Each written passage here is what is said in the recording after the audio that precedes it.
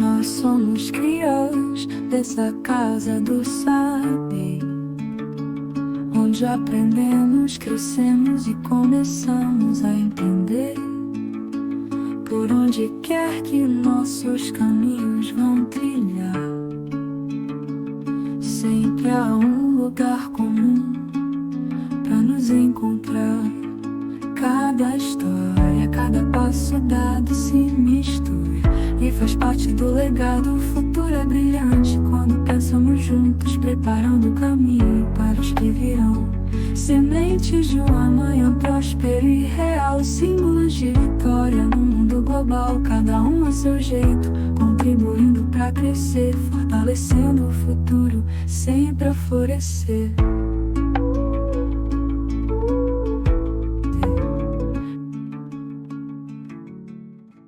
Bom dia a todos. A gente está aqui, então, iniciando mais um dia de Semana Alumni Univale, e em nome da Univale e da Vice-Reitoria de Graduação, a gente dá boas-vindas a todos e a todas, e vamos começar um bate-papo bem legal, falando aqui com o nosso convidado de hoje, que a Bárbara vai apresentar.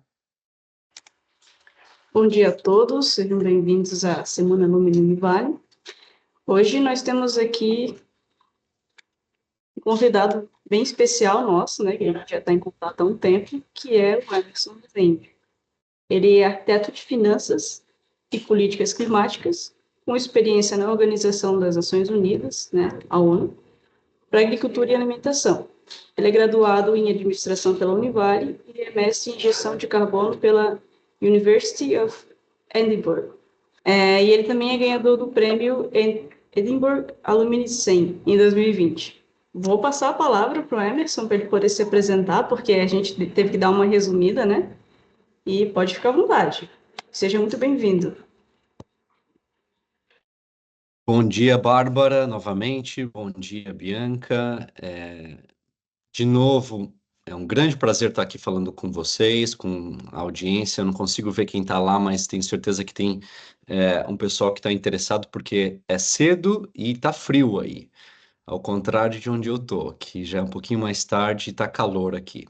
Então, meu bom dia para todo mundo que está nos ouvindo agora. É um prazer poder ter essa oportunidade de voltar à Univale, ainda de forma virtual.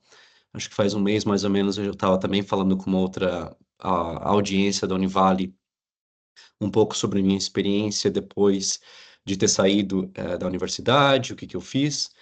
Hoje a gente vai ter um pouquinho mais de tempo, então eu vou tentar trazer um pouquinho mais de riqueza de detalhes na minha trajetória. E a maneira que eu gostaria de levar essa conversa hoje, eu vou fazer uma apresentação sobre mim, falar um pouco do meu começo, de como que eu cheguei até a Univale, falar um pouco da minha trajetória educacional dentro da Univale, depois da Univale, na Universidade de Edimburgo, como a Bárbara falou, e como que essa trajetória educacional que eu tive me levou pelo caminho profissional que eu trilhei e tenho trilhado, que grande parte desse caminho profissional foi nas Nações Unidas. Vou falar então da minha carreira dentro das Nações Unidas, o trabalho que eu fiz e faço na área de mudança climática. Depois eu vou também trazer um pouquinho dos desafios que eu enfrentei, de quais foram as respostas que eu encontrei para transpor os obstáculos que eu tive. Vou falar também um pouquinho de algumas dicas que eu acho que eu gostaria de ter recebido nessa minha trajetória pessoal e profissional. Então, essa é a maneira que eu gostaria de conduzir a nossa conversa. E se houverem perguntas, imagino que vão haver perguntas, a Bianca e a Bárbara vão estar me ajudando. Vocês vão poder, acho que, utilizar o chat para colocar as perguntas, e também quem tiver em pessoa, eu não sei como é que funciona. Mas fiquem à vontade para me interromper, para pedir clareza em alguma coisa que eu fale. Uma coisa sem nenhuma demagogia também, eu já moro fora do Brasil há mais de 20 anos, e falar sobre temas profissionais para mim em português é um pouquinho não é usual. Então, eu falo um pouco devagar, eu dou umas travadas, e se eu falar alguma coisa que não faz sentido. Então, se eu der uma travada aqui na minha fala, é por falta de prática em desenrolar a língua em português nesses temas, tá bom? Vamos lá. Meu nome é Emerson Rezende. Se alguém quiser saber um pouquinho mais sobre a minha pessoa, a parte profissional, acho que a maioria das coisas estão. Eu não tenho um Instagram, mas você vai me encontrar lá no LinkedIn. Emerson Rezende, Rezende com S. Minha família é uma daquelas clássicas famílias do interior do Brasil, lá do interior do Paraná, que mudaram para a cidade grande em busca de uma vida melhor e eu acabei nascendo em São Paulo. E logo depois voltamos para o Paraná e migramos para Balneário Camboriú. E minha vontade era estudar, na verdade, engenharia mecânica. E na época, engenharia mecânica era na Universidade Federal em Floripa. Por questões familiares, meus pais haviam se divorciado fazia alguns anos ali, e para ajudar minha mãe e minha irmã, que era pequena, então eu resolvi ficar em Balneário, por poder trabalhar, para poder estudar ali. E me lembro que foi difícil, porque era trabalhar de manhã e à tarde e ir para a faculdade à noite. Eu fiz o curso de administração com habilitação em marketing no campus de Balneário. Era, era trabalhar para juntar o dinheiro para pagar as mensalidades. A minha trajetória não é diferente de muita gente, mas eu acho que é legal esse esforço que eu fiz. Acho que sementou dentro de mim alguns valores que eu levo até hoje, que é trabalhar com, com foco, no foco no que eu quero, para poder ajudar não só na minha trajetória, mas das pessoas que estão perto de mim. Então, eu sempre comento com as pessoas que eu faço trabalho de mentoria, depois eu vou falar sobre isso também, que as dificuldades que estão na frente da gente, elas não estão ali para impedir nossa caminhada, a continuidade, só para deixar as pernas mais fortes, para a gente ficar pulando cada vez mais alto. Então, sou grato pelo meu caminho, pelo meu começo. Na Univale, estudando administração, com habilitação em marketing, eu lembro que tive excelentes professores, e lembro um pouquinho de cada um, e um deles em particular, ele plantou em mim uma sementinha legal, que foi sobre a curiosidade na área financeira, mercado financeiro, e isso depois repercutiu dentro de mim e me levou a buscar dentro da área que eu trabalho hoje de mudanças climáticas, a parte de finanças, o financiamento climático. Também vou voltar a falar sobre isso. Nessa trajetória inicial que eu estava lá na Univale, acho que uma coisa legal também para comentar com quem é mais jovem, que está começando o seu caminho estudantil ou também profissional, eu entendi que eu queria dar saltos grandes na minha vida. E para dar saltos grandes, eu sabia que eu precisava de alguns skills, algumas habilidades. Uma delas era línguas, era falar inglês. E eu detestava línguas, de português a qualquer outra, né? Eu era uma pessoa de números, de matemática, de física, de economia. E eu pensei, qual que vai ser a maneira mais rápida para eu aprender inglês, ainda que seja mais dolorosa, mas a mais rápida e eficiente? E a Univale, acho que facilitava aquele work experience, o programa de trabalho durante as férias da faculdade, para você viajar, acho que na época, não sei se era só os Estados Unidos, e eu fui me inscrevi no programa, e não passei na prova de inglês. Eu peguei e fui até vou até falar o nome da pessoa, o Álvaro, que trabalhava na agência que facilitava isso. Falei, Álvaro, preciso fazer essa prova de novo. Me dá mais 2 semanas aí que eu vou comer livro de inglês. Ele, olha, tá bom, faz 2 semanas tem que fazer a prova, mas é a última chance. Eu pedi DVD, livro emprestado para amigos que tinham disponíveis e consegui passar no 7 ali, que era a nota mínima, eu acho. E aí o Álvaro falou, olha, você passou, mas você acabou perdendo a feira de trabalho, que os empregadores vieram até Florianópolis para contratar quem passou na prova, né?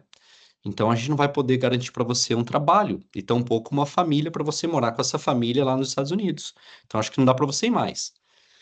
Eu falei, Álvaro, eu assino qualquer documento aí falando que vocês não são responsáveis por mim, que eu vou achar um trabalho, que eu vou achar uma família para morar, eu só preciso que você me facilite a parte de papéis ali, visto e tal. Mas eu não posso mudar o preço. Acho que eram $2.000 na época, isso foi 2002. E era aquela época que o dólar estava mais alto, né, em comparação real, enfim. Eu venho de uma família simples, a gente não tinha condição para isso. Eu falei, mãe, descobri que tem um agiota que empresta dinheiro, mãe. A minha mãe, filho, isso não dá certo, a gente não tem como e tal, espera você mais pra frente, né? Quem sabe no futuro. Eu falei, não, mãe, é agora. Eu fiz os cálculos aqui de quanto que eu consigo ganhar se eu trabalhar lá, e dá pra pagar com sobras, mas eu vou precisar desse dinheiro agora. A minha mãe sempre foi, acho que, uma das mais defensoras acho que da minha trajetória e apoiadoras. Ela foi lá, acho que assinou, não me lembro como, com a agiota. Pegamos os $2.000 emprestados, eu fui. Chego em Nova York com uma blusa de lã que a minha avó tinha tricotado para mim. Temperatura negativa, nunca tinha experimentado aquele frio. 2 noites pagas num albergue para poder tirar o documento que dá direito a trabalhar, né, que permite trabalhar como se fosse um CPF lá, o Social Security Number. Eu tinha $150 no bolso e o credit card da minha mãe no bolso de trás, que devia ter um limite ali mínimo, né, de alguns dólares. Eu fui até uma loja que vende roupa usada e perguntei qual que é a jaqueta mais quente que você tem aqui. Ele apontou, você tá vendo aquela amarela lá em cima? Foi usada numa expedição na Antártica. Eu falei, vou levar. Eu falei, você tem bota? Ele tem essa daqui. Eu falei, dá a bota e a jaqueta. Quanto custa? Custou $65, $70 os dois. A jaqueta era tão quente que eu só usava a camiseta embaixo e passava calor. Eu saí na rua daquela loja e tinha um menino dando panfleto para turista, fazendo propaganda de uma estação de esqui no estado de Vermont, que ficava umas 6 horas de trem de Nova York. Eu lembrei que vários amigos estavam indo trabalhar em estação de esqui, fui até uma cabine telefônica, que para os mais novos não é uma coisa muito usual, né? Coloquei lá as moedinhas de 25 centavos de dólar, né, para poder fazer a ligação. Fiz a ligação usando o inglês absolutamente chulo e praticamente inexistente que eu tinha. Eu falei no telefone, falei, olha, meu nome é Emerson, eu tô ligando para trabalho. A pessoa respondeu, falou, olha, desculpa, mas a gente só faz entrevista em pessoa. Eu falei, tem problema. Desliguei o telefone, peguei a minha mochila, que era a única coisa que eu tinha, fui até a Penn Station, em Nova York, estação de trem, comprei um bilhete usando o cartão de crédito da minha mãe, que eu tinha $70 no bolso nessa hora, era o time sobrado. E fui 6 horas de trem até Brattleboro, uma cidadezinha no estado de Vermont. Cheguei lá, já era noite, então não tinha transporte público para subir a montanha, era só táxi, e táxi também já não estava funcionando naquela hora. Era bem pequenininho. Dormi num motel lá, né? Motel nos Estados Unidos é hotel na beira de estrada, né? Dormi num motel, paguei de novo o cartão de crédito da minha mãe, não queria gastar os $70 que eu tinha. De manhã, quando eu acordei, eu fui até um taxista, eu falei, quanto que o senhor me cobra para me levar até lá no Mount Snow? Era o nome do resort de esqui. Ele, olha, o mínimo que eu posso fazer para você é $35. Eu falei, vamos, né? Não tem outra. Paguei ele, e aí, 45 minutos de gente de bate-papo, eu usando o meu repertório de umas 20 palavras de inglês, que era o que eu tinha. Brasil, Brasil, futebol, Pelé, Ronaldo, né? A gente virou ali amigos por uma viagem. Chegando lá, ele encontrou um colega na hora que ele me deixou, ficou batendo papo com o colega dele, eu subi até o Recursos Humanos e falei, olha, eu sou o Emerson, eu liguei ontem, né, para o trabalho. E ela falou, vou usar a mesma expressão aqui em inglês, me perdoem, ela virou para a colega dela, ela falou assim, he's nuts. Nuts, em inglês, é uma expressão que significa ser louco, né? Mas a palavra nuts também significa castanha. E eu sabia de castanha, não sabia do louco. Eu falei, por que ela tá me chamando de castanha, né? Não entendi. Aí eu repeti, eu falei, olha, I am looking for a job. I am looking for a job, né? Tô procurando um emprego. Ela falou, não tem, terminou já, né? Foi me expulsando dali. Tava escurecendo já, e lá escurece cedo, 2, 3 da tarde, no inverno tá bem, né? Já tá quase escuro. E a temperatura tava bem drástica, tava menos 25 graus lá. Foi o inverno mais frio dos últimos 100 anos naquela época. Eu cheguei lá embaixo, o taxista tava lá ainda, e aí, deu certo? Eu falei, puxa, não deu. Ele, olha, não tem mais nada pra você fazer aqui, entra no carro, a gente vai, vamos descer a montanha. Eu falei, US$ 35 para subir, eu tenho mais 35 no bolso, se eu der os 35 para ele, não tem nem para comer, né? Eu falei, não, não se preocupa, não tem problema não. Ele viu a situação era um pouco crítica, ele falou, entra no carro aí, eu não vou te cobrar nada. Entrei no carro, a gente começou a descer a montanha. Ele parou na frente de uma pizzaria. Ele falou, vai lá e fala com o Tony. Fala pro Tony que eu te mandei aí, que ele vai te dar um trabalho. Entrei, o Tony falou, olha, preenche essa ficha. Não tinha ninguém lá, né? Só tinha. Tava começando a temporada de inverno. Preenche essa ficha aqui de trabalho. Nome, Emerson. Endereço. Telefone. Experiência profissional em pizzaria. Aí ele falou, olha, a estação tá começando só. Faz o seguinte, vai ali no hotel ali na frente, que eu acho que eles precisam já. Cruzei a rua, fui no hotel. Hi, I'm looking for a job, né? Tô procurando um emprego. O cara pegou e falou: olha, a gente não precisa agora, mas espera aí. Ele virou para trás, chamou o Ray. Ray é o nome do chefe de cozinha. Chega um americano, 1,90 m, cabelo vermelho, cavanhaque, grandão, roupa de chefe, e me pergunta: você sabe lavar louça? Eu falei: eu lavo louça muito bem. Ele: sete tá bom para você? Sete tá bom para você? Is seven good for you? Eu pensei, né, deve ser amanhã cedo às 7 da manhã. Não vou fazer pergunta que não eu vou me complicar com o inglês e vou soar, né, de uma maneira que eu não quero. Eu falei, seven is good. Eu saí dali com uma felicidade, né, com o emprego e fui numa cidadezinha do lado que tinha também um motel lá para poder dormir na primeira noite, até que eu conseguisse um lugar mais fixo. 6h30 da manhã no dia seguinte, estava na porta do hotel. 6h30, ninguém tava lá. 7 horas, ninguém apareceu. 8 da manhã, nada. 9 da manhã aparece o chefe. Ele assim, o que que você tá fazendo aqui? Eu falei, tô esperando você chegar. Você falou 7, eu cheguei 6h30. Ele, não, não, você tava tão alegre que você saiu daqui correndo e não deixou eu terminar. 7 é quanto eu vou te pagar por hora, US$ 7 a hora. E era para você começar hoje à noite, mas você já tá aqui, então vamos lá. E aí começou a minha trajetória nos Estados Unidos durante esse intercâmbio. Eu não vou me alongar mais nessa história, porque ela se desdobra muito ainda. E depois eu precisei ter mais 2 trabalhos para poder fechar a conta, para pagar tudo. Mas para terminar essa história introdutória, eu juntei o dinheiro que eu precisava para pagar o agiota, eu juntei 6 meses para pagar a mensalidade da Univale e comprei meu primeiro computador. Para quem é um pouco mais daquela época, vai talvez lembrar do computador Pentium. Pentium era um processador da Intel, que era uma coisa fashion na época e tal. Eu comprei meu primeiro computador. E chego no aeroporto de São Paulo, o computador estava enrolado em toalhas dentro de uma mala. E quando você chega de um voo internacional, eles te entregam dentro do avião, faziam isso antigamente, né? Um formulário para você preencher e declarar se você está trazendo alguma mercadoria acima de um certo valor para ser tributado.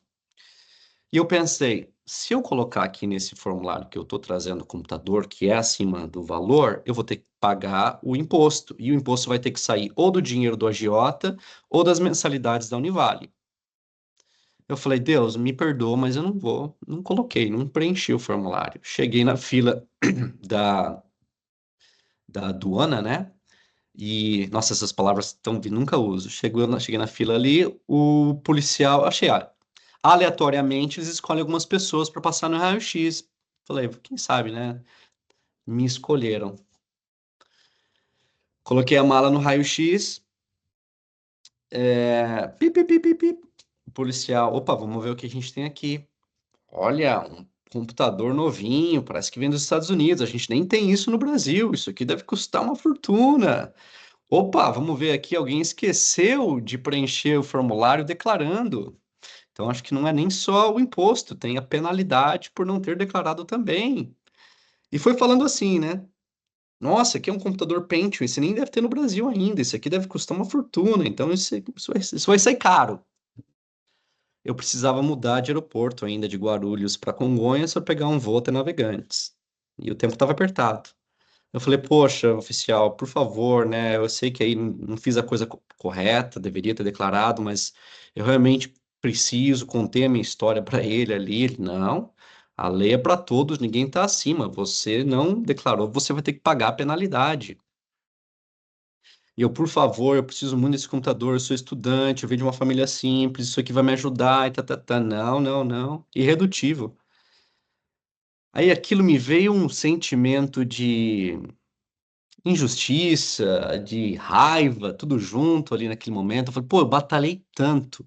Eu caí de um telhado de uma casa de 3 andares, limpando neve nos Estados Unidos para juntar dinheiro para pagar tudo isso daqui. Trinquei três costelas, lavei prato.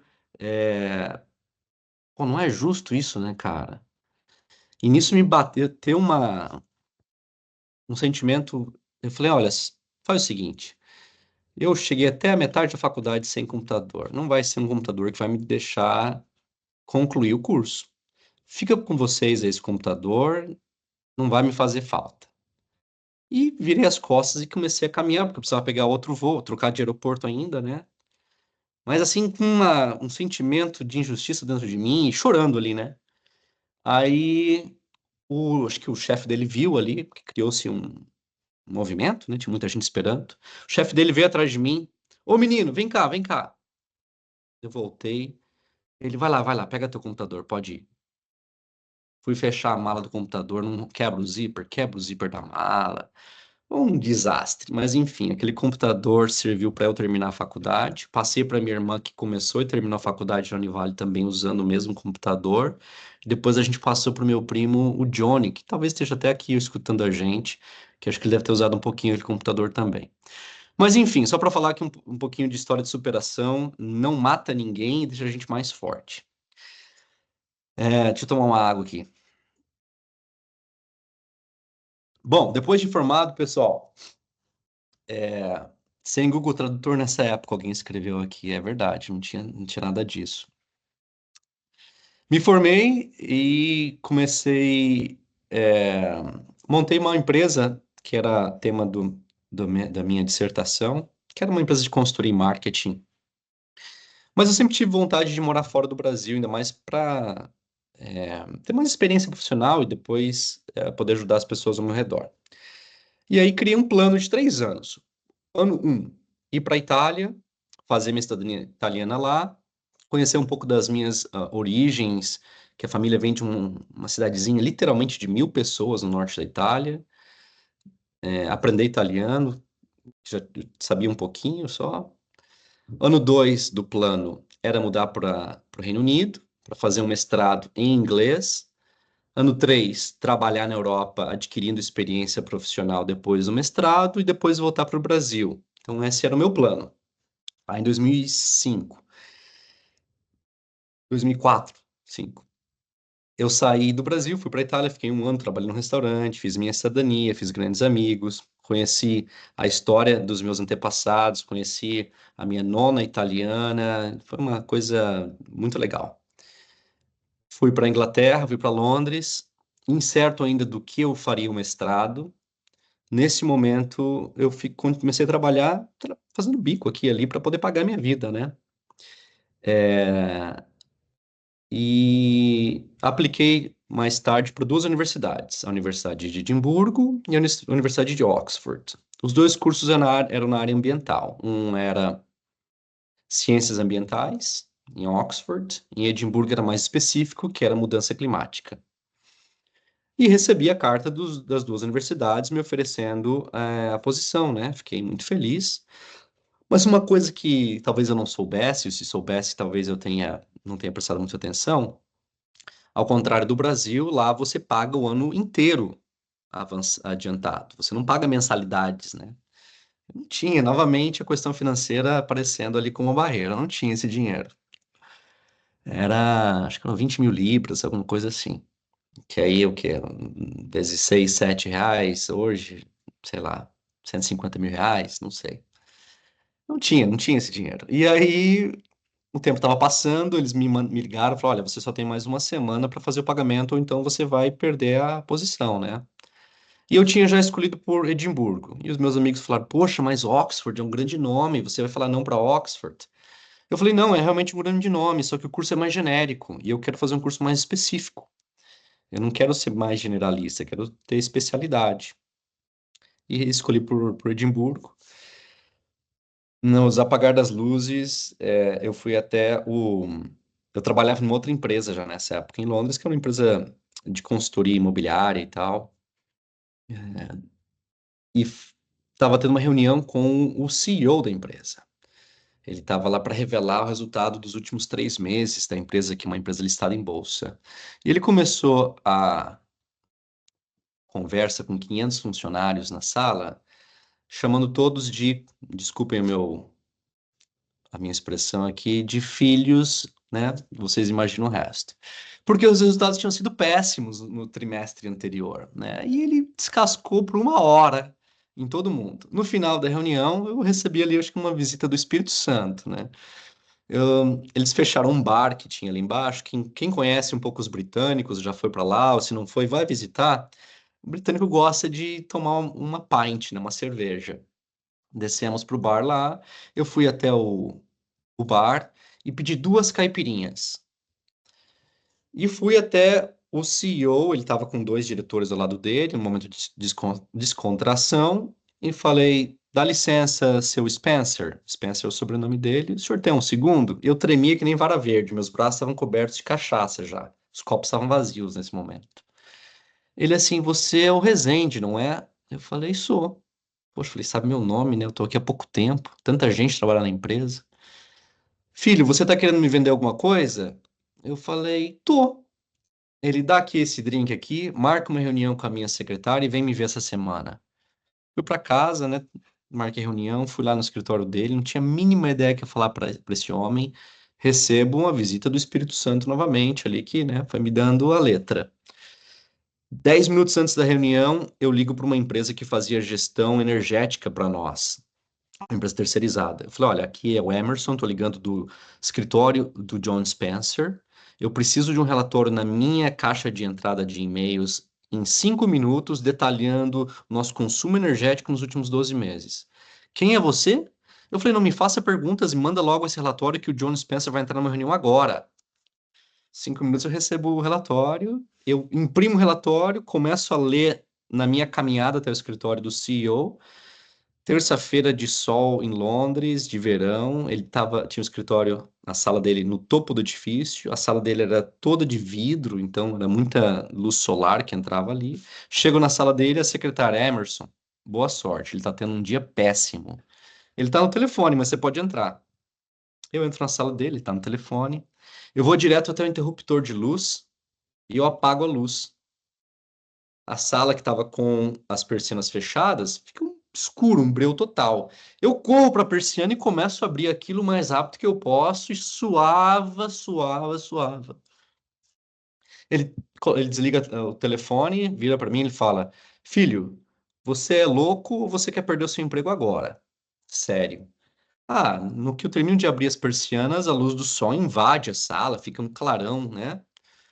Eu falo: seu Spencer, eu estou aqui para falar com o senhor sobre uma coisa de extrema importância para a sobrevivência da empresa, mas se o senhor não comprar o que eu estou falando, a empresa corre um sério risco de ser afetada por uma nova regulamentação que o governo britânico começa a instalar a partir do mês que vem para empresas do porte como o nosso, que não se adequam às emissões de carbono, às reduções de emissões de carbono que eles estão colocando. E nisso eu fui, né, as palavras iam vindo na minha cabeça e contei para ele dessa nova política do governo britânico, que a gente precisava se adequar e tal. Ele: mas por que você está me falando tudo isso? Eu falei, quando o senhor tinha a minha idade, o senhor tinha um sonho, uma coisa que o senhor queria muito, muito, muito? Ele falou assim, tinha. Eu falei, olha, eu não sei o que que é, mas eu tô nesse momento da sua vida e eu tô dessa distância desse sonho, mas eu não consigo chegar, eu preciso do empurrão final. Eu tinha 5 minutos na agenda dele. Eu fiquei com ele 1 hora e meia, saí da sala dele com o meu mestrado pago pela empresa, com a promessa de trabalhar para a empresa por 1 ano depois de formado. Então, eu nunca soube responder a pergunta como fazer as coisas na minha vida. E até hoje acho que eu não sei, mas eu sempre me esforcei para responder a pergunta o quê? O que que eu quero? O que que eu quero? O que que eu quero? Para que eu quero? Por que que eu quero? Só as duas perguntas, o que e por quê. Como? Como você conhece alguém aqui hoje, se abre uma porta amanhã, claro que você vai ter que fazer o trabalho. Claro que eu fiz o trabalho. Ninguém veio e me deu sem eu pedir. Mas as ideias foram vindo conforme a minha necessidade foi aumentando. E eu espero que a minha necessidade só aumente para que eu possa continuar, né, voando mais alto. Então, acho que essa é uma das minhas primeiras mensagens para quem nos está ouvindo. Foque no que você quer. E se você não sabe, para de fazer o que você está fazendo e vai descobrir o que você quer. É a parte mais difícil, não é o como, a parte mais difícil é de saber o que a gente quer. Bom, dali essa conversa vai estar recheada de história, porque cada passo foi uma história, gente. Eu estava fazendo mestrado, 2009, em Edimburgo. Fiquei sabendo da Convenção das Nações Unidas de Mudança do Clima, que naquele ano aconteceria em Copenhague, na Dinamarca, a famosa COP, que o ano que vem é no Brasil, a COP que foi em 2009 em Copenhague. E mobilizei o pessoal da universidade para a gente se acreditar, né, ter o registro junto à ONU para poder participar enquanto instituição. E, de novo, tal do dinheiro vira problema. Eu falei, pô, eu não tenho dinheiro para ir para lá. Como é que eu vou pagar? É caro esse país. Como é que eu vou pagar hotel? Não tenho dinheiro, né? Aí, não sei se vocês já ouviram falar no Movember. É um movimento criado na Austrália para MO de Mo e Vember de novembro. Movember.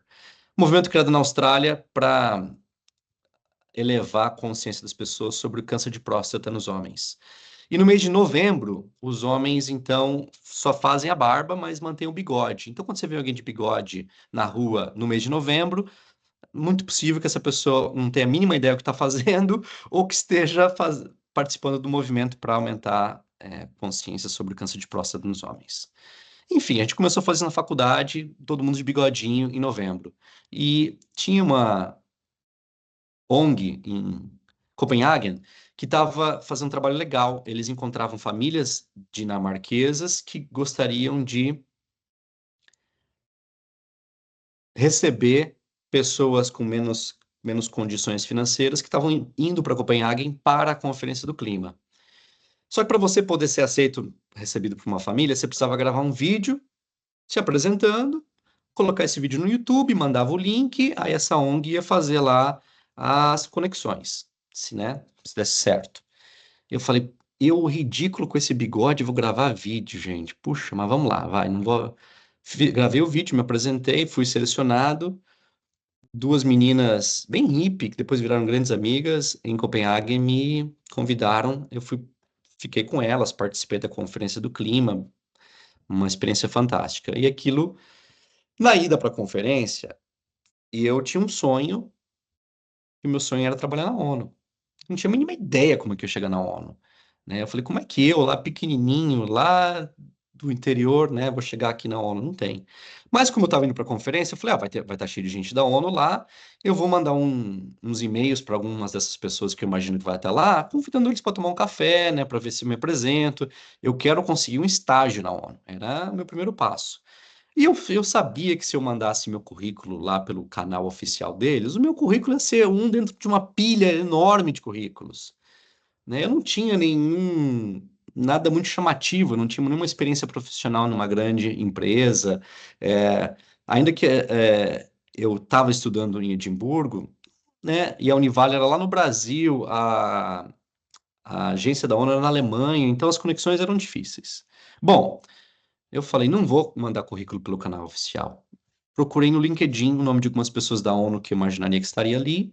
Mandei algumas mensagens para eles, falei, olha, adorei o teu perfil aqui no LinkedIn, por acaso a tua área de interesse de pesquisa é a mesma que eu estou fazendo no meu mestrado, eu adoraria tomar um café com você se você tiver tempo lá em Copenhague, estarei lá entre as datas tal e tal. Ah, de uns 10 e-mails que eu mandei ali, acho que algumas 5 pessoas até responderam. Eu até tomei café com 2 delas, uma inclusive era brasileira, a Fabiana, e uma menina que era da África do Sul, que trabalhava na ONU, nessa agência que fica na Alemanha, em Bonn.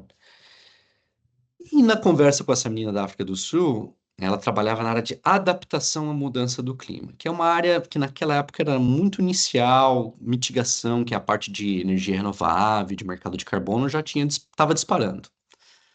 E ela assim, puxa, adorei a tua área aqui e tal.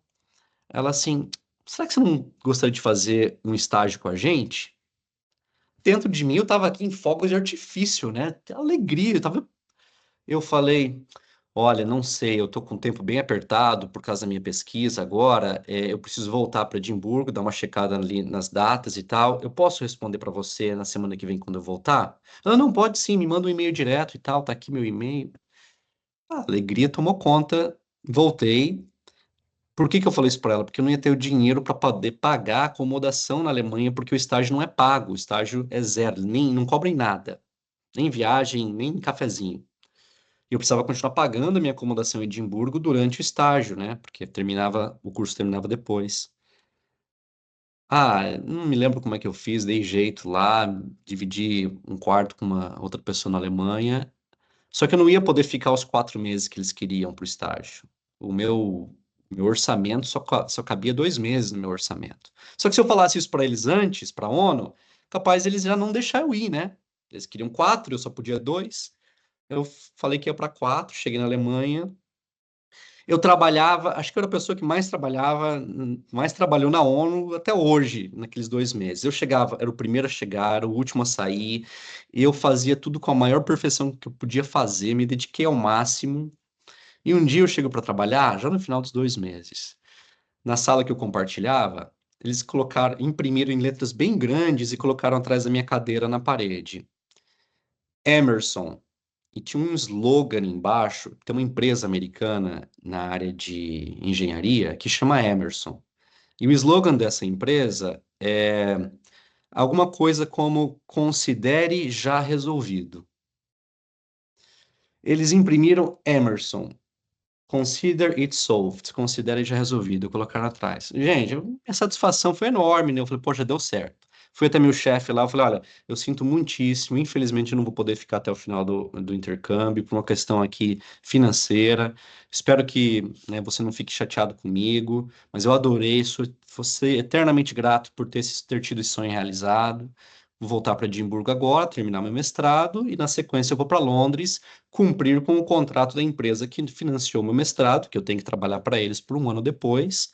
Voltei para Edimburgo, terminei o mestrado. Na sexta-feira que eu termino, que a minha mãe veio me ajudar a fazer mala, minha mãe morava em Londres já, eu trouxe todo mundo morar para fora. Recebo uma ligação da Alemanha, da ONU. Emerson, você não tem interesse em fazer um trabalho de consultoria para a gente por 3 meses, pago, e bem pago, inclusive? Nossa, eu doido para fazer aquilo, né? Mas eu tinha uma responsabilidade com a empresa em Londres que eu falei que voltava. Mãe, o que que eu faço? Ela, filho, você assinou um contrato, você deu tua palavra pro pessoal de Londres, eles te ajudaram quando você mais precisou. Você tem que ir. Não, você tá certo, eu vou fazer isso, mãe. Ela liga lá para eles. Só expõe. Vê se, quem sabe, eles te dão esses 3 meses antes de você voltar para Londres.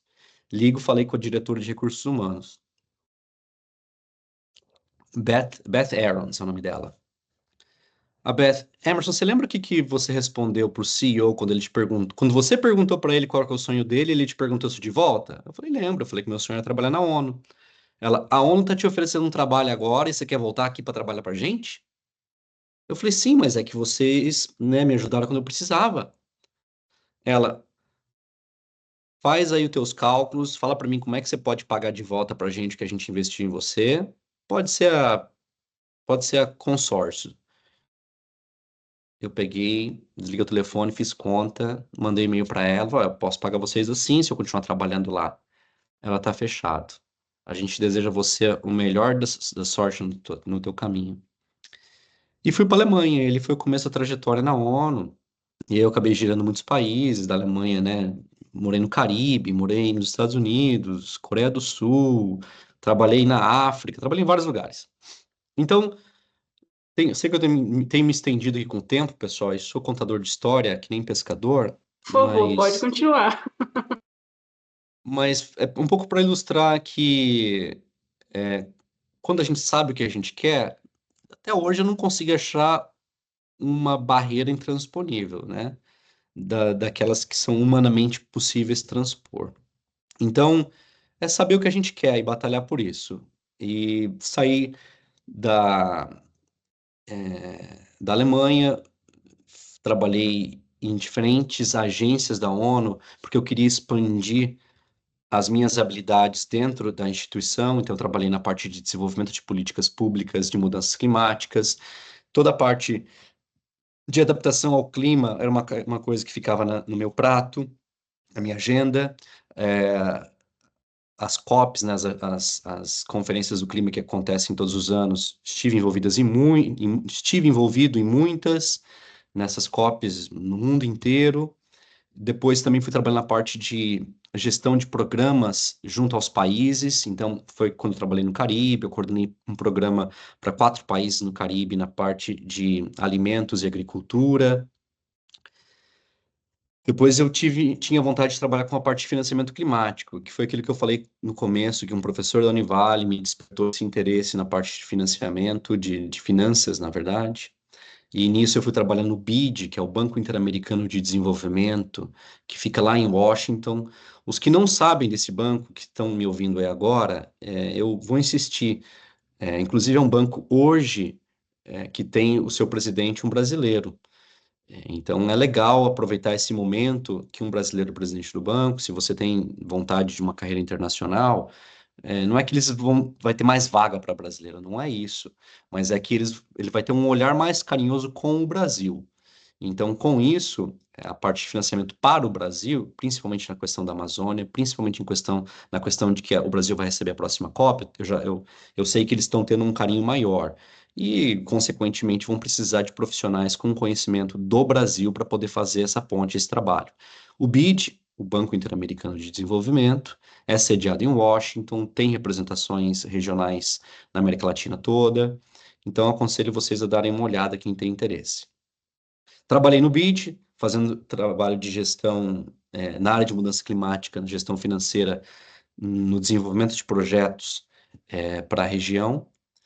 Dali eu saí e tinha vontade de fazer um doutorado. Ainda que eu não tinha um grande quê de pesquisa para continuar uma carreira acadêmica, eu sempre gostei de compartilhar, talvez de ensinar. E fui para casa da minha irmã, que hoje mora na Suécia. Tava lá, tirei um par de meses para eu escrever minhas cartas para as universidades que eu queria fazer o doutorado. E recebo uma ligação da ONU me convidando para esse trabalho que eu acabei fazendo no Caribe, que é um trabalho de 6 meses. Falei, quem sabe, né? Vou para o Caribe, aproveitar a vida um pouquinho lá. São 6 meses só. Eu escrevo minhas cartas para o doutorado de lá e depois eu fazer meu doutorado. Um mês que eu tô já em Barbados, eu recebo uma ligação da Coreia do Sul, que é o Fundo Verde para o Clima, o Green Climate Fund, uma organização das Nações Unidas para financiamento climático, falando: olha, Emerson, você aplicou para uma vaga aqui com a gente já faz um ano. Você tem interesse? Eu falei: não, eu vou fazer doutorado logo, moro num lugar bem, sem querer desprivilegiar nada ou ninguém, mas é que Barbados, Coreia, né? E falei que não. Eles insistiram, me pagaram para ela fazer a entrevista, fui, me ofereceram a vaga. Uma pessoa que é uma referência no meu currículo me ligou, falou: olha, eles me ligaram também, pediram para que eu insistisse com você para você aceitar. Eles gostam muito de você. E normalmente essa vaga eles oferecem para quem já tem doutorado. Eles estão te oferecendo sem você ter doutorado. Então você tem que aceitar, né? Uma grande oportunidade. Acabei aceitando, fui para a Coreia e passei os 4 anos e meio na Coreia trabalhando e estou num momento sabático agora. Eu tirei um sabático, acabei passando por algumas cirurgias de atleta de final de semana, né? Ombro, duas de joelho, quebrei perna. Então, eu estou na fase de recuperação física. Hoje eu moro em Barcelona, que foi onde eu fiz uma das cirurgias, e a equipe que me acompanha é daqui, então eu vou ficar aqui por um tempo ainda. Mas continuo fazendo trabalho de consultoria para a ONU, na área de clima, e gosto muito de fazer mentoria. A Universidade de Edimburgo, onde eu estudei, sempre me convida para fazer mentoria, tanto para estudantes da graduação como da pós-graduação. E estar hoje falando com vocês aqui da Univale é mais que uma satisfação, um prazer muito grande, porque me conecta novamente com as minhas origens. É, eu tenho, tá aqui na minha lista de a fazer, montar um projeto que é um sonho meu de ajudar e inspirar as pessoas que vêm de uma situação menos privilegiada a responder essa pergunta: o que que eu quero? Porque eu acho que quando a gente consegue responder essa pergunta e a gente tem um desejo grande, não tem nada que para a gente, não. A gente consegue alcançar. Então, acho que a minha mensagem, se eu pudesse resumir essas histórias todas que eu compartilhei, é: existem várias perguntas de importância na nossa vida. E eu acho que 3 delas são as mais chaves. As mais chave. Uma delas é: o que que eu quero? A segunda é: por que que eu quero? Ou para quê? A última é como, mas a última, ainda que é uma pergunta-chave, ela não cabe a gente responder ela por inteiro. Cabe a gente falar: é isso que eu quero. Você não precisa ser religioso, você não precisa ser espiritual, você só precisa acreditar em você. Se o universo vai te dar, se o universo é a loja da abundância e do infinito, se tem para todos a quantidade infinita, não importa. O importante é você desligar todos os barulhos ao redor, tirar todas as nuvens de dúvidas que existem, que é o trabalho que a gente tem que fazer, porque a resposta já está dentro da gente, o que a gente quer. O que que eu quero? Então, é responder isso. E é um trabalho legal, um trabalho que acho que leva a vida inteira a gente respondendo isso, porque isso muda, né? Hoje eu quero isso, amanhã eu quero aquela outra coisa, e poder compartilhar o que eu fiz, o que eu cansei, o que eu passei com vocês. Para mim é legal porque eu gosto de acreditar que, se não todos, muitos vão poder fazer algo muito maior do que eu fiz e depois compartilhar com outros para inspirar outros também, para que eles possam continuar fazendo, como eu também me inspirei em outras pessoas. Então é isso, pessoal. Obrigado por vocês terem a audácia de ficar me ouvindo, né? Porque, puxa, eu falo demais. Obrigado. Não, Emerson, a gente que agradece a tua história. E eu estou com a cabeça aqui com uma série de questões que eu gostaria de saber. Inclusive, voltando lá atrás, né, o Work Experience, quando eu cheguei em Balneário também para trabalhar na Univale, era um movimento muito forte naquela época desse lance do Work Experience, né? E tinha uma certa tensão realmente, porque era uma coisa meio do desconhecido ainda. O que que vai acontecer quando você vai para lá, né? E a coisa vai no escuro, né? Mas naquela época, o que que despertou em você, assim, em termos das suas skills, que você se achava capaz desse enfrentamento do desconhecido? O que que o curso, por exemplo, de administração, você falou das finanças, né? Mas o que mais que você acha que você, na tua trajetória da universidade, ela te preparou para você querer esses desafios, né? Eu sei que a gente passa por momentos na vida que a vida que empurra a gente para a gente tomar determinadas atitudes, né? Acho que não tem como desassociar. A vida empurra e a gente vai, os desafios surgem, as oportunidades surgem. Mas, assim, o que que você vê que daquela pessoa que teve essa vontade lá atrás e para a pessoa que você é hoje, quais são as conexões que você consegue fazer que você volta nelas e diz assim: nossa, eu sabia que eu queria, mas eu não sabia por quê. Bianca, você estava falando, eu vou me lembrando, né? Eu estava buscando na memória as coisas. E eu acho que são vários componentes, nunca é uma coisa, talvez seja para algumas pessoas uma coisa só, né? Mas uma coisa que me vem à cabeça agora era, eu lembro pequenininho, pô, eu me formei no ensino médio, é, um ano e meio, quase 2 anos antes, porque no Paraná você começava na época a estudar mais cedo, que em Santa Catarina, e quando eu cheguei em Balneário, me passaram da primeira série para a segunda, depois de uma semana na aula. Então, eu me formei antes. E eu me sentia muito imaturo, como ser humano, né, para estar numa sala de universidade. Então, quando eu olhava ao meu redor, tinham muitas pessoas que vieram do Rio Grande do Sul estudar em Balneário. Tinha gente de São Paulo, tinha gente de Curitiba, e eu sempre tive, pelo menos até aí naquela época, um pouco de uma sensação de underdog, né? Não sei como é que fala.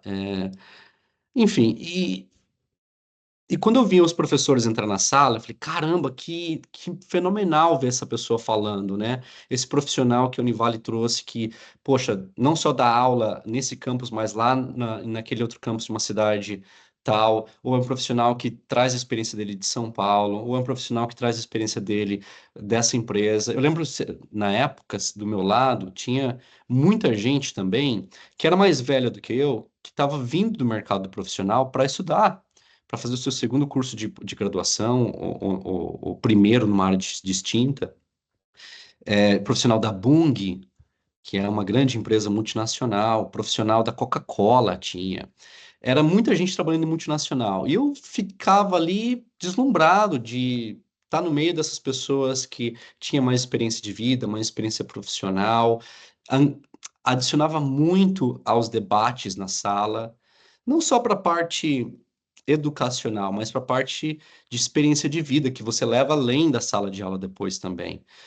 Isso foi uma das coisas que me chamou a atenção. Então, uma coisa também que eu sempre gostei ali na Univale é que sempre tinha evento acontecendo também. Então eu tentava ir nos eventos, eu tentava saber o que estava acontecendo.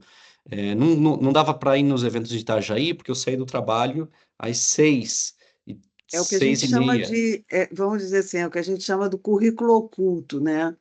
O currículo oculto é aquele que não está na tua matriz curricular, é aquele que não está presente no histórico acadêmico, é aquele que vai te proporcionar, através do estágio, na tua época do Work Experience, mas hoje a gente tem dupla titulação, a gente tem todo um processo de internacionalização que a universidade permite, né? E eu acho que esse currículo oculto é o que faz o diferencial nas pessoas, né? Quando você diz assim, o que que eu estou fazendo de diferente do meu coleguinha, porque todo mundo tem que fazer as mesmas matérias, mas o que que eu estou fazendo diferente do meu coleguinha?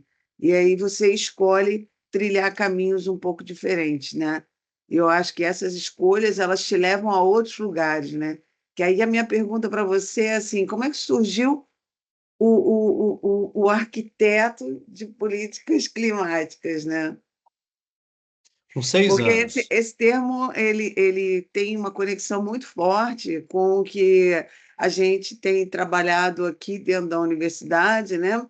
Porque ele instiga as pessoas a pensarem assim, mas esse cara é arquiteto, esse cara é da área de direito, esse cara é da área da administração, da onde que esse cara vem? Entendeu? E qual é a construção desse saber dele? Como é que você, dentro desse título, né, que a gente tem aí, o que você faz? Não, não, excelente pergunta. Acho que começando pela parte final da tua pergunta, e tinha um professor na Univale que me falava sobre isso quando eu comecei. Eu lembro dessa conversa dele. Ele falou: olha, no uma parte dos anos 90, as empresas buscavam por profissionais especialistas. Eles precisavam de um profissional que soubesse qual que é o parafuso que precisa ser trocado, não a máquina toda. Depois, uma parte dos anos 90, mudou-se. Buscavam-se profissionais generalistas que tivessem a capacidade de ter um conhecimento total da empresa e ascender, subir até ser CEO e tal. E acho que essas trocas de generalistas e especialistas, elas foram acontecendo. É mais ou menos que nem moda, né? Moda, a cada 20 anos, volta a calça com a calça de cintura alta, depois ela sai de moda, vem a calça de cintura baixa, elas vão trocando, né? Mais ou menos isso, eu acho. E na época que eu estava na Univale, era para ser um profissional generalista. Então você tinha que saber um pouquinho de cada coisa. Você tinha que saber trocar o pneu, dirigir o carro, você tinha que saber qual que é o combustível, você tinha que saber o limpador, tinha que saber tudo. E depois, quando eu saí da Univale e estava na Europa, falava-se do profissional especialista. Você tinha que saber qual que era o tipo do mosquito que causa a mudança climática na Amazônia, sei lá. E quando eu fui me inscrever para o mestrado, eu falei, não tem como, eles estão procurando especialista, eu estou vindo da área de gestão de empresas, com habilitação em marketing, esse negócio é lá em mudança do clima, uma mudança de 180 graus. E eu queria tanto, eu fui até Edimburgo, eu peguei um trem, fui de Londres a Edimburgo, fui lá visitar a universidade, eu falei, olha, eu não sei como é que dá para fazer esse curso, mas eu quero muito, e eu não venho dessa área. Ela, não, a gente tem buscado hoje profissionais interdisciplinares. A gente até quer quem vem de uma área mais distante, que traga aquele conhecimento para a nossa área. Pô, eu adorei quando me falaram isso, né? Então, como que eu vejo isso hoje, para responder essa tua segunda parte da pergunta? Eu vejo que hoje o mercado realmente quer esse profissional interdisciplinar, que ele traz, não é generalista, é interdisciplinar. Potato, potato, mais ou menos, mas você traz um pouquinho de cada coisa. E esse é o Emerson. Eu sou um profissional que eu tenho um conhecimento de fundação de gestão aplicado, porque eu trabalhei com gestão de empresas. Depois, eu fiz um mestrado numa área muito específica, que é gestão de emissões de gases de efeito estufa, gestão de carbono, que é onde eu desenvolvi meu conhecimento técnico na área de ciências de mudanças climáticas, na área de desenvolvimento de políticas públicas e na área de financiamento climático. Basicamente essas três. E levei esse conhecimento técnico para um laboratório que era as Nações Unidas, onde eu pude praticar todos essas três modalidades, se eu posso assim chamar. Então, o que é um arquiteto? Para mim, arquiteto de mudanças climáticas, como vocês chamaram, é uma pessoa que vai saber colocar esses diferentes elementos em um projeto. Eu vou poder falar, bom, vamos lá, a gente vai precisar qual que é o problema hoje? A gente vai olhar qual que é a região. A gente pegou o Brasil, vamos falar lá em Santa Catarina, a região do Vale do Itajaí. A gente sabe que, historicamente, tem sofrido com chuvas extremas, inundação de rios, e esses eventos climáticos extremos, ainda que a gente possa conectar eles ou não a uma questão humana das emissões de carbono, seja que sempre aconteceram ou tenha acontecido mais, a gente sabe que as emissões de gases de efeito estufa no planeta todo, elas impactam o planeta todo. Se você emite gás de efeito estufa aí em Balneário Camboriú, aí em Itajaí, aí em Florianópolis, por uma usina termonuclear, aquele carbono, aqueles gases não vão ficar em cima da usina, eles vão se disperder por toda a atmosfera. E isso impacta o todo. Então, olhando essa região, a gente sabe que os extremos vão aumentar. Bom, os extremos vão aumentar. Qual que é a solução que eu vou dar para esse problema? Então, são basicamente duas áreas. A gente precisa mitigar esse problema, diminuir o efeito dos gases que estão criando o problema, e a gente precisa também remediar o que está acontecendo ali. Bom, vamos ter que reflorestar as margens do rio, vamos ter que tirar as populações que estão muito, muito próximas dessa área, áreas de risco. Vamos ter que fazer um trabalho de conscientização. Então, essa é a parte de desenvolvimento do projeto. Depois, quais são as políticas públicas que são necessárias para isso? Quem são os atores que precisam ser envolvidos nisso? Do nível federal, do nível regional, do nível estadual, do nível municipal, do nível local de comunidade ali perto. Todo mundo precisa comprar a ideia, não é só uma coisa que de cima para baixo, tem que ser de baixo para cima também. qual que são as modalidades financeiras que podem ser aplicadas para financiar um projeto como esse? Quem são os possíveis atores que financiam tal projeto, a nível nacional, regional, internacional?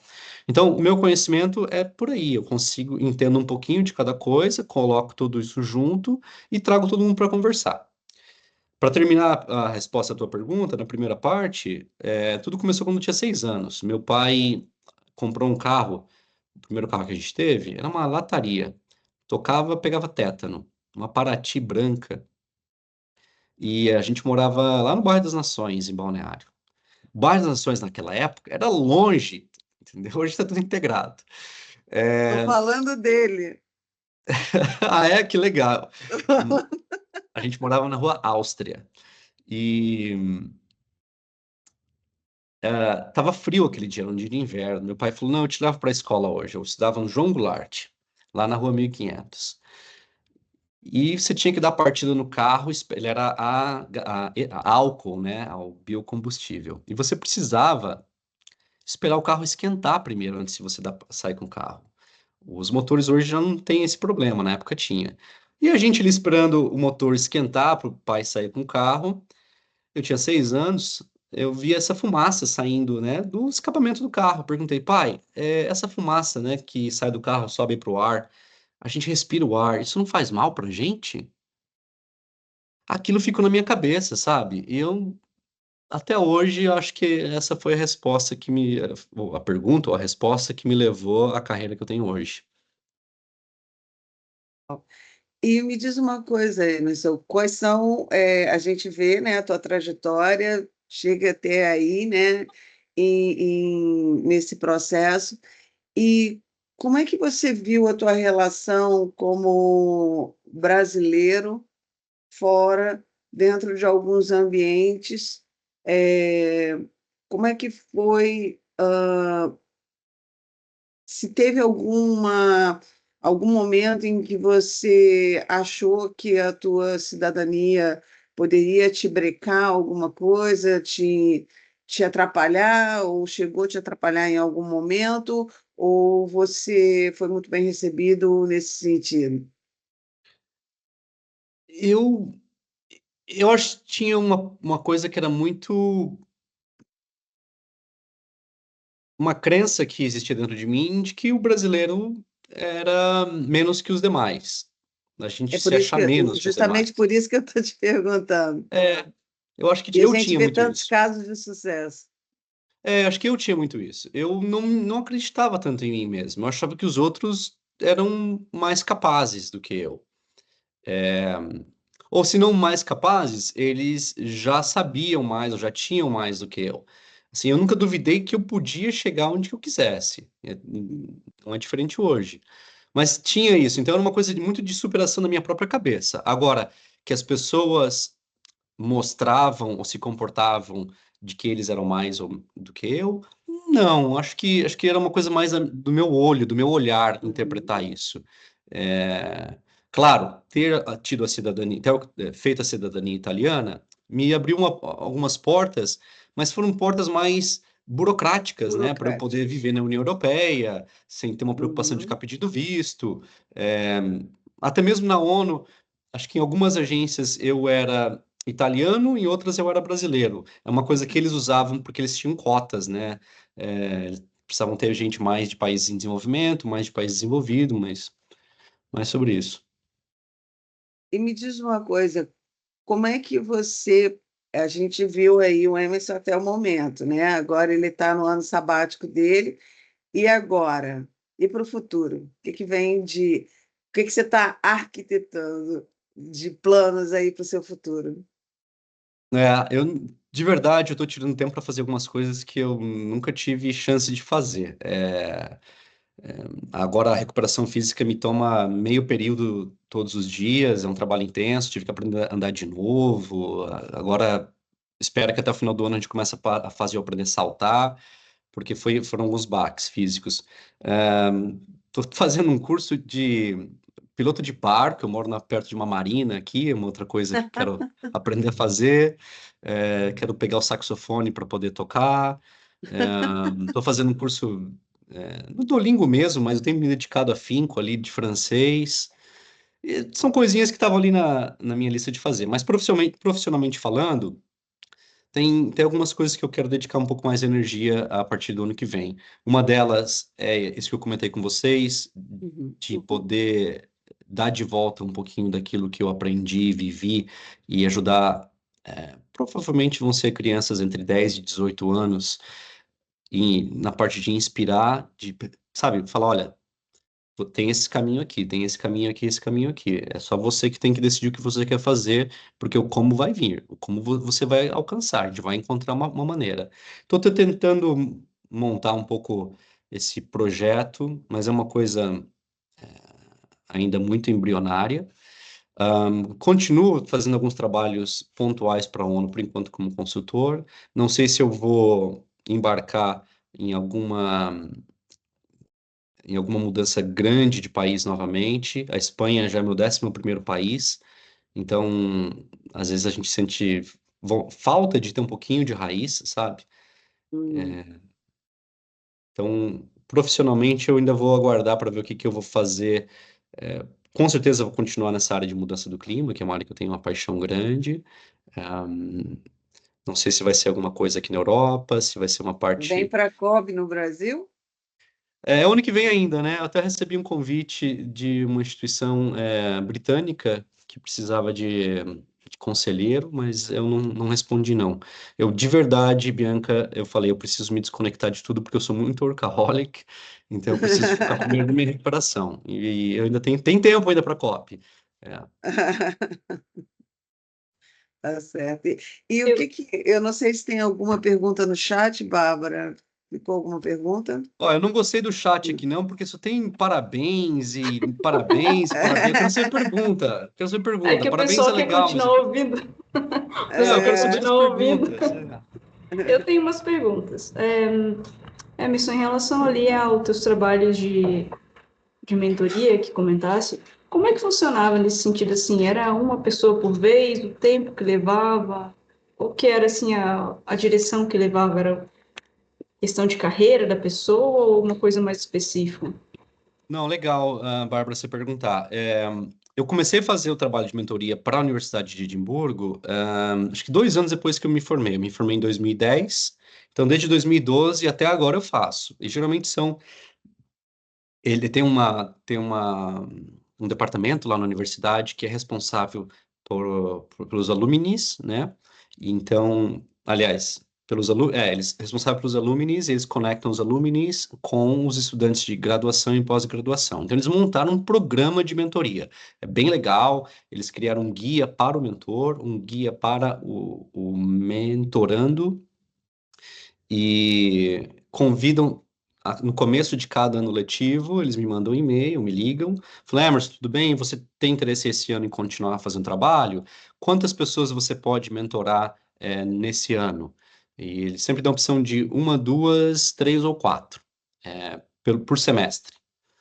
E aí eles vão determinar quem vai ser o mentorando, né? Eles colocam o meu perfil, acho que numa rede intranet deles, que fala um pouquinho sobre quem eu sou, as minhas especialidades. Aí eu imagino que os alunos que vão poder escolher quais são os perfis de pessoas que estão dando a mentoria que eles gostariam de ser mentorado por essa pessoa. E aí eles colocam a gente em contato. E geralmente eles pedem para a gente fazer, se eu não me engano, são 4 ou 5 sessões no semestre. O semestre dura 4 meses, não dura 6 meses, né? O semestre letivo. Aí eu tento dividir ali mais ou menos uma chamada por mês com essa pessoa. A primeira a gente faz uma apresentação, né? Um ao outro, é sempre um a um, não é mais gente. Eu faço uma chamada como essa de Teams.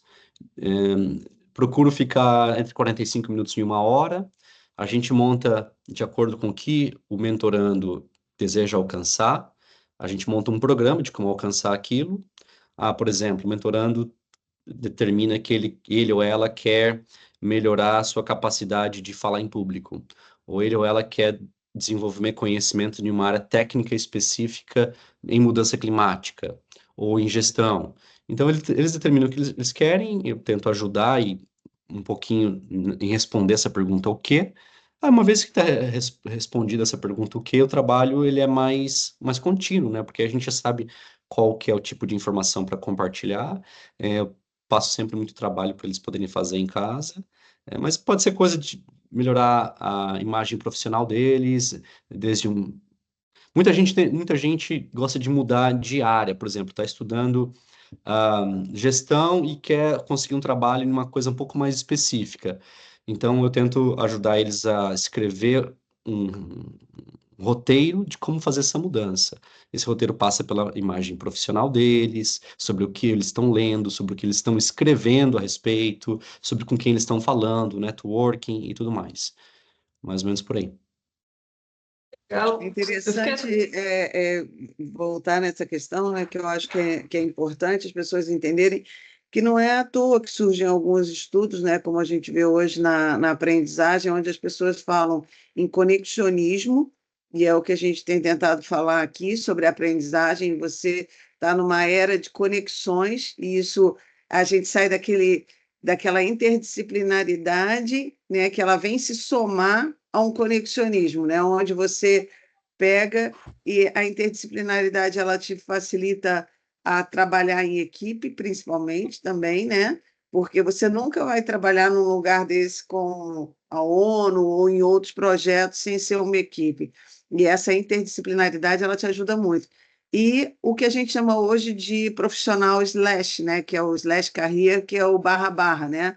Que é o gestor, administrador, arquiteto, políticas climáticas. Eu acho que ele vai construindo isso, que é super importante e que dá um DNA próprio àquele profissional, né? Que eu acho que isso é muito interessante também. E eu acho que nessas tuas falas isso fica muito nítido, muito, muito claro, assim, de que você tem condição de, como eu digo na área de inovação, a gente fala que você nunca vai ser uma pessoa diferente ou vai gerar alguma coisa diferente se você não juntar coisas que nunca foram juntadas antes. Porque senão a equação é sempre a mesma, né? Verdade, quando eu olho para alguns profissionais onde eu trabalhei e penso na carreira deles, que são pessoas que eu admiro, é difícil pensar que algum deles tenha tido uma carreira linear. As carreiras nunca foram numa linha reta. Eles ou trouxeram elementos muito diferentes do ambiente onde eles estavam, ou eles foram trabalhar em empresas desconectas, os setores.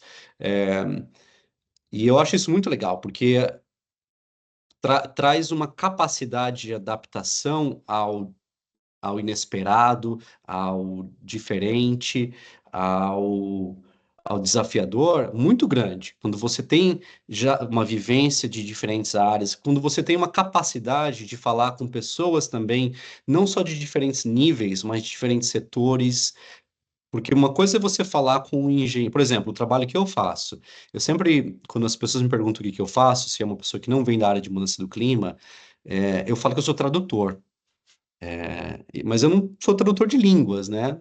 Porque não tenho treinamento nisso, mas a tradução que eu faço, eu traduzo elementos científicos de mudanças climáticas para as pessoas que não são da área científica. Então, eu tenho que falar de um jeito que eles vão me entender. Uhum. Não quando eu tenho que falar com um cientista de uma universidade, a gente está discutindo se 1 grau na temperatura média do Azerbaijão vai mudar a produção de milho no país vizinho deles. Essa é um outro tipo de conversa.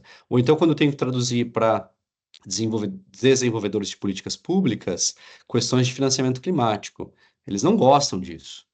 Quem trabalha com financiamento não gosta de falar de política pública, porque parece que é um monte de palavra que não faz sentido. Quem trabalha em financiamento gosta da coisa clara, objetiva e Uhum. simples.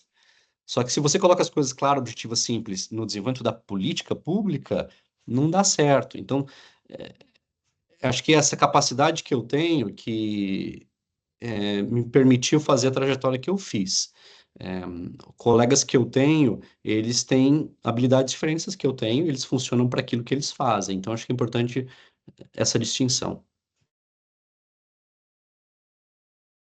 Você tem mais perguntas? Foi meio que dentro daquele gancho ali da questão da interdisciplinaridade, da questão também de quando você quer estar numa área de estudo, ali numa área de trabalho, e de repente, ou por algum motivo específico, você quer trabalhar ou estudar em outra área, né?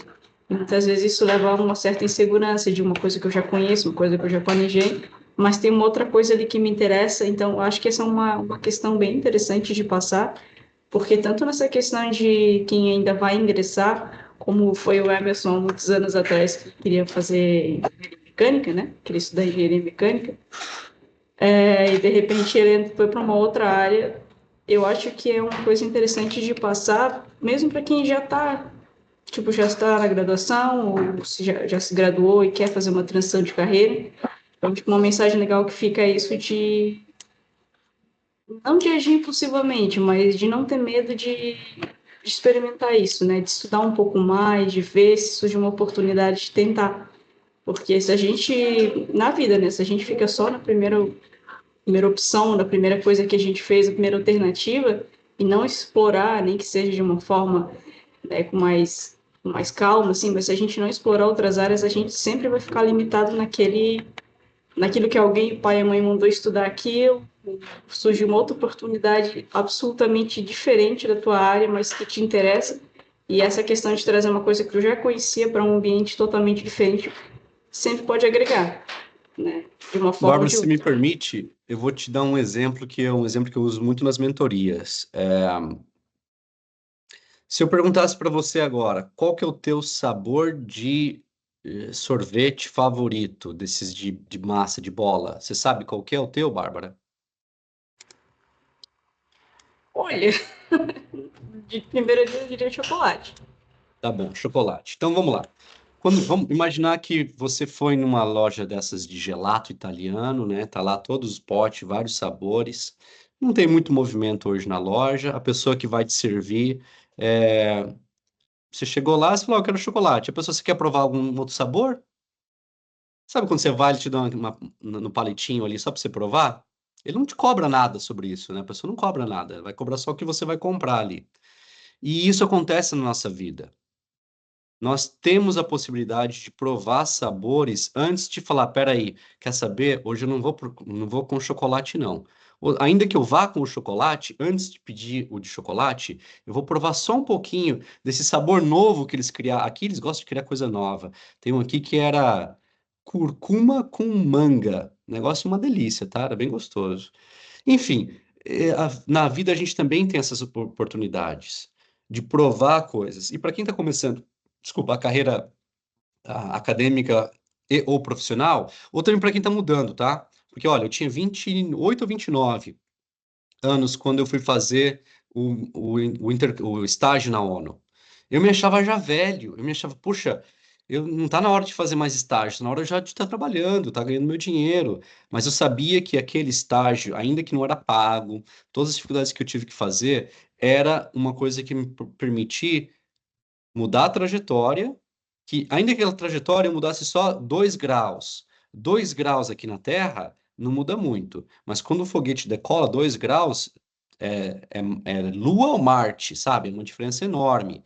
E era assim que eu imaginava: 2 graus aqui, é pouquinha mudança aqui, mas vai me levar a um lugar muito legal lá na frente. Então, experimentar essas coisas quando a gente tem oportunidade é importante. Então, se você tá, quem está ouvindo a gente aqui agora, tá fazendo a graduação, tá fazendo pós-graduação, tá buscando recolocação profissional, não importa, não tenha medo de você buscar e provar alguma coisa diferente. Ainda que você tenha que dar 1, 2, 3 passos atrás numa coisa que você acha que você está perdendo teu status. Ah, vou deixar de ser gerente porque eu era gerente, ou era diretor, ou era superintendente, eu vou ter que voltar a ser lá embaixo Mas talvez você volte lá embaixo para dar 3 passos de uma vez depois. Ou pelo menos para fazer aquilo que quando você vai dormir à noite, você fala, olha, eu não ganho quanto eu ganhava ontem, mas eu adoro o que eu faço. Eu vou trabalhar mais contente. Eu trabalho fazendo uma coisa que me dá alegria. E é a alegria que você recebe que vai permitir você ter o crescimento profissional exponencial, não linear, que você vai ter. Então, experimentar sabores, para mim, é uma coisa parte da vida, porque passar pela vida, ficar provando sempre a mesma coisa e não se permitir provar uma coisa diferente, né?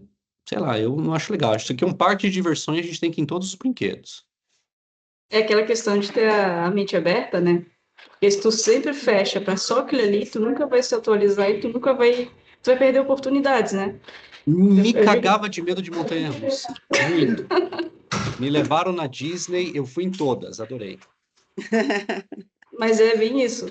Até aqui, a gente tem bastante situação, acredito que em todas as universidades tem, de a pessoa vai lá, começa uma graduação, geralmente mais novo, assim, e tipo, sai dela porque descobriu que é a outra que quer fazer. Dentro da universidade, descobriu aquele outro curso porque esbarrou com tal pessoa, com tal trabalho, tal palestra, e descobriu que é aquilo que queria fazer a vida toda. E tipo assim, pô, mas tu gastou dinheiro, ou tempo, o que for, naquela outra e foi tudo água abaixo. Não, não é bem assim. Tu tem conhecimento naquela área que nem a gente viu na palestra de ontem, da professora Francine, tudo volta, né? Um conhecimento que tu achou que não tinha nada a ver lá, de repente volta e tu tem a expertise para fazer aquilo ali já, tipo, um atalho. Eu digo até por experiência própria, fui para direito, porque eu queria estudar, eu queria ir para a universidade, tinha que ser na universidade, mas eu sei. Bom, vou no direito, porque eu gosto de ler, né? Começou a chegar na parte processual, falei, meu Deus, não é isso que eu quero para minha vida. Acabei caindo no design. Coisas, tipo, nada, uma coisa nada a ver com a outra, mas numa exposição, numa palestra, em alguma coisa que tu vê os outros alunos fazendo aquilo, tu acha aquilo demais. Então, é a questão de tu... nessa analogia que fizesse aí da sorveteria, é tu entrar ali. Não interessa que tu não sabe qual o sabor que tu foi, mas tu entrou ali, tu, né, começou a provar o que que tinha, e de repente tu descobriu o que que tu queria fazer. Mais nesse sentido. Tem uma outra coisa também que vai de encontro com isso que você está falando, Bárbara, que é como é que eu coloco em prática isso? Vamos lá, eu tô, como você fala, eu sou um profissional ou então um estudante da área de direito. E eu estou no começo dos meus estudos e eu não tenho uma certeza segura 100% que é isso que eu vou querer fazer. É legal você seguir um profissional que está fazendo aquilo. E seguir, não estou falando acompanhar ele no Instagram. Eu estou falando ir lá e seguir ele ombro a ombro. O que que é isso? Bom, vamos lá. Eu sou da área de direito, na cidade onde eu moro, na região onde eu moro. Quem que é o melhor advogado nessa área que eu quero trabalhar? Ou quem é o melhor promotor? Ou quem é o melhor juiz? Ou quem é o melhor profissional da área, dessa área? Né? Por que eu falo melhor? Não precisa buscar o melhor, talvez seja quem da minha área de conhecimento, mas eu acho legal você buscar quem está no topo. E tentar entrar em contato com essa pessoa pelas redes sociais e pessoalmente lá, e falar, olha, com muita humildade, com muito respeito, eu sou um grande admirador do seu trabalho, eu estou apenas começando a minha carreira, ou não, já estou na metade da minha carreira, ou estou no final, não importa onde eu esteja, eu gostaria de acompanhar um pouquinho do seu trabalho, que seja um dia só. Posso fazer sombra para você por um dia, acompanhá-lo aqui e ali, só para ver como é que o teu dia funciona, porque eu preciso ter um pouquinho de sabor para saber se é esse sabor que eu vou querer levar para o resto da minha carreira profissional, os meus passos daqui para frente. Sabe, a gente precisa ser um pouquinho mais desbravador nesse sentido, porque achar que a gente vai só ir para a universidade, receber o conhecimento formal, técnico, sair dali, mandar o currículo para uma empresa, a empresa trocar dinheiro por teu tempo, e você dá o teu tempo em forma de conhecimento profissional, técnico para a empresa. Cara, eu acho muito limitado isso. Eu acho que a gente precisa ser mais ambicioso no sentido de, peraí, a minha vida não é só a minha carreira, ela é uma parte da minha vida. Só que é uma grande parte, né? A gente dorme um terço do dia, outro terço a gente trabalha, e o outro terço a gente tá, sei lá, amigos, família, sociedade. Pô, um terço eu vou querer dedicar para o melhor possível. Então, como é que eu posso fazer isso da melhor maneira possível? Explorar esse tipo de coisa. A E é gente uma tem ali o das... caso da Ruby ali, ó, já contando a história dela.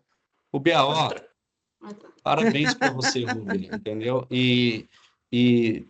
Se queria ser dentista, vou ler aqui se quem não está vendo, ó. Queria ser dentista aos 20, trabalhei 14 anos na área da saúde, estudei até o quarto período de arquitetura e atualmente faço administração. porque há 1 ano e 6 meses assumi a empresa da família. Acho que todos temos quase sempre que buscar conhecimento, mas o principal é fazer o que se ama. E uma das, Assina embaixo. isso aí.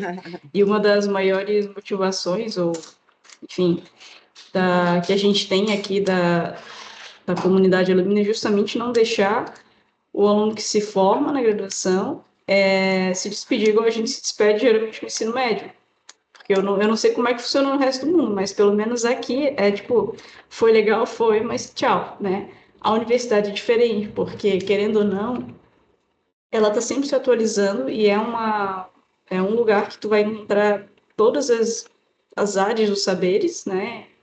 Enfim, tu estando conectado ali também tem a questão do networking, que tu vai ter vários profissionais, tanto da tua área quanto de outros, que pode ser um contato que vai fazer uma indicação, ou que, enfim, essa é a questão de manter conectado entre egressos com a universidade e com o aluno.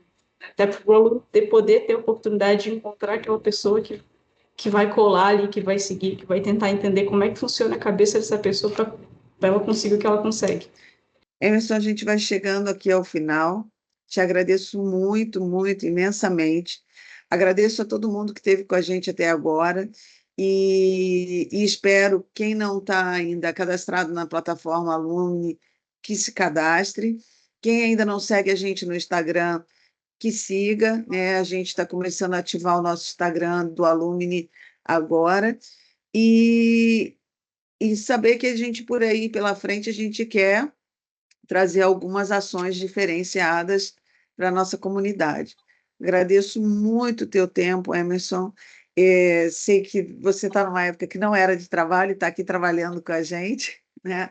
Mas eu fico muito feliz de ter tido a possibilidade, eu acho que as coisas não acontecem na vida por acaso, ter tido a possibilidade de te escutar, porque é uma história inspiradora, e a gente sai de uma conversa dessa motivado, né?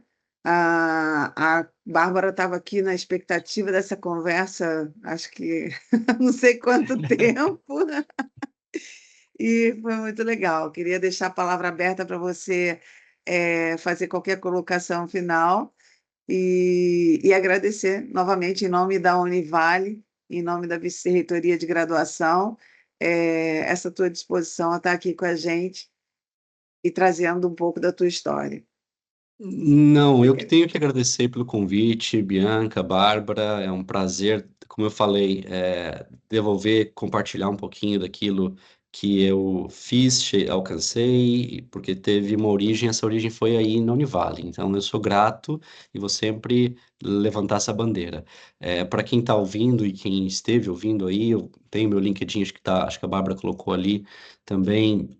Dá uma olhada lá na minha carreira, se quiser me mandar uma mensagem também, se precisar de algum direcionamento, fico contente em poder ajudar no o que for possível dentro do meu conhecimento. Eu vou só pegar um gancho aqui, que a professora Luciane Gobo está ali no chat colocando.